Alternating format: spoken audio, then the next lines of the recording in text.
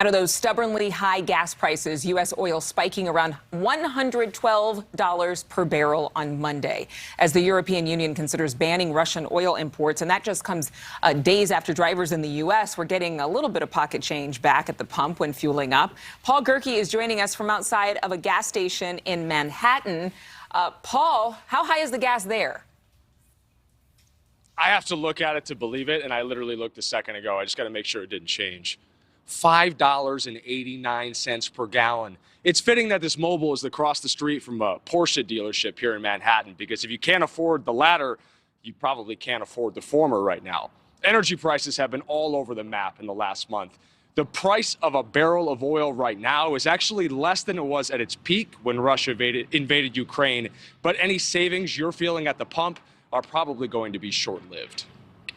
The national average price of a gallon of gas dropped 11 cents over the past week, from $4.36 to $4.25.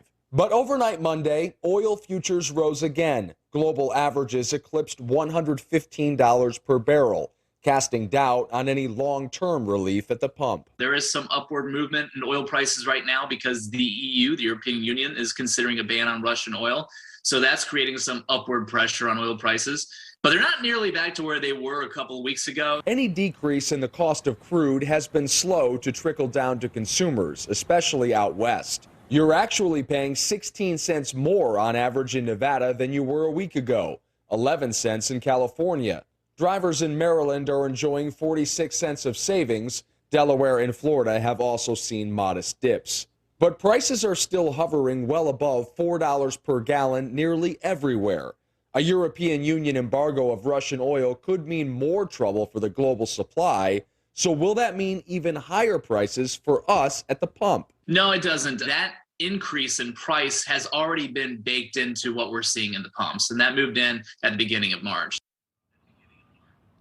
Usually this time of year, more Americans are hitting the road as the weather improves in much of the country. But according to AAA, the demand for gas actually went down a little bit last week, likely because of those increased prices. In a new survey, 3/4 of Americans told AAA that if the price of gas touches $5 per gallon, 75% of us are going to have to change the way we live our lives and spend our money. And Adrian, it's already $5 per gallon in several places in the country. Yeah, and like $6 a gallon, like you are seeing there at the pump there. I think you're in my old neighborhood, so there's a really good coffee shop. I'll send you a tweet about it. I'll say hi to the west side. I got my favorite chicken noodle soup about 7 blocks in that direction. I'm trying to convince our photographer to get it with me after the show. Sounds like a plan. Thank you, Paul. Still ahead, some of Russia's wealthiest citizens are now reportedly trying to overthrow Vladimir Putin. That story is coming. Thank you so much for watching. Make sure to click on the red subscribe button below so you can get more of NewsNation's fact-driven, unbiased coverage.